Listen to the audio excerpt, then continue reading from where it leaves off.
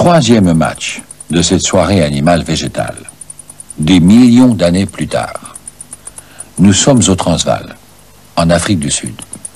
Dans des propriétés immenses, mais toujours grillagées, on y élève ces ruminants qu'on appelle des koudous. L'herbe est rare.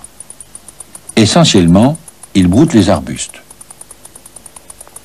Voici l'affaire que l'on pourrait appeler coup dur pour les koudous.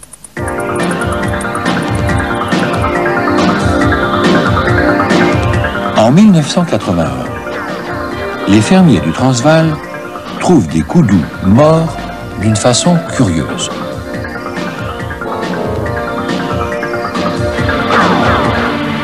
Ils sont morts de faim à côté des acacias dont, manifestement, ils ont refusé de continuer à brouter les feuilles. Certains sont morts accrochés au grillage des parcs. Ils ont voulu fuir. Mais quoi? Hiver 1983. Le professeur Barnhoven transporte sur place un laboratoire mobile.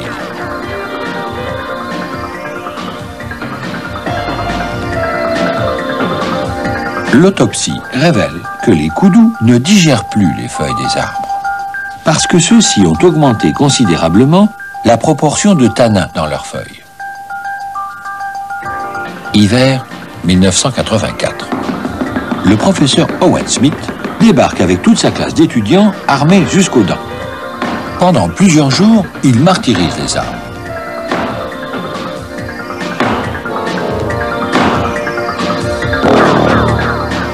Aucun doute. Un quart d'heure après avoir été attaqués, les arbres augmentent la proportion de tanins dans leurs feuilles de 256% au bout de 2 heures. De quoi rendre leurs feuilles absolument indigestes. Et il faut 100 heures pour qu'un arbre se calme. Mais ce n'est pas tout. Le professeur ordonne à ses élèves d'épargner certains arbres. Et il analyse les feuilles de ces arbres-là. Aucun doute non plus. Un arbre situé à 2 ou 3 mètres d'un autre que l'on a frappé, s'il est de la même espèce, augmente aussi la proportion de tanins dans ses feuilles. Les arbres attaqués envoient donc aux autres des messages d'alarme. Sans doute, une substance volatile, dégagée par les feuilles blessées, déclenchant la réaction chez les voisins. Conclusion scientifique ainsi résumée: réaction de défense des arbres induite par surconsommation de la part des mammifères.